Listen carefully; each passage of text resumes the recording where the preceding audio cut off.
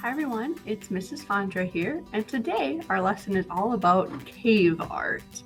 I love starting the year with cave art because it's the first group of people that are really well known for their artwork, and it's a good place to usually start in the beginning of things.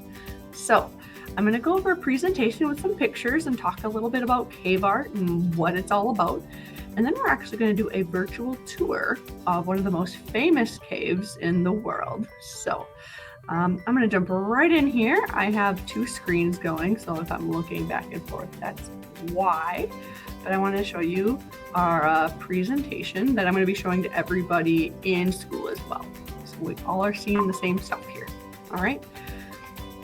So prehistoric cave art is just that. It's prehistoric. It's very, very, very old.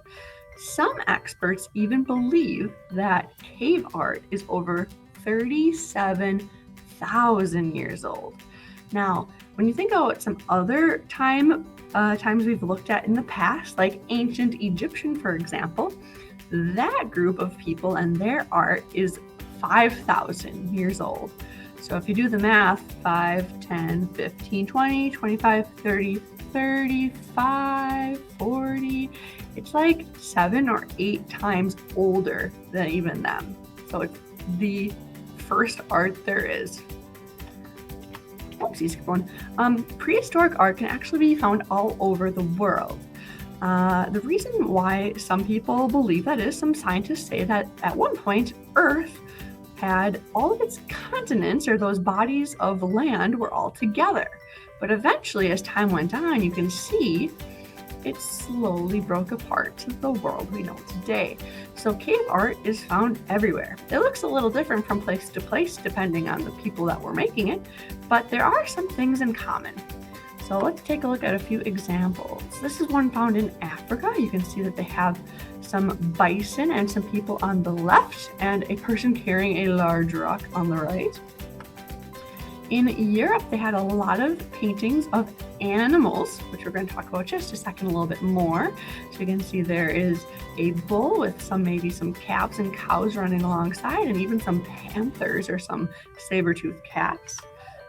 India had animals and hunters as well. Now, some words I've said a few times here: animals and humans. So a lot of the art, if I flip even to the next one over here, North America, a lot of their art, though, had some patterns and some design kind of things going on. It was mostly about the animals and the people. The animals were so important because cave people depended on them to survive. They hunted and ate animals, and if they didn't have animals around, they wouldn't have been around either. All right. Even South America, our neighbors to the south, had some really interesting cave art with lots of handprints. That's almost like a signature today, where you put your name on your paper or you say, "This is mine." They didn't really have a written language at that point, so they just put their hand there. And that was me. That was who you were. All right. And Asia as well. Lots of people, lots of hands. And these are all over the world. So they didn't have a phone to call each other and say, "Hey, let's all do handprints, people." They just, deep down, that's what they wanted to do. All right. So here's where kind of the fun part begins. We are going to go on a virtual tour of one of the most famous caves in all of the world, called Lascaux. It's French, so the spelling with an X in there kind of looks a little goofy, but we'll focus on one big room of the caves when we go through. All right.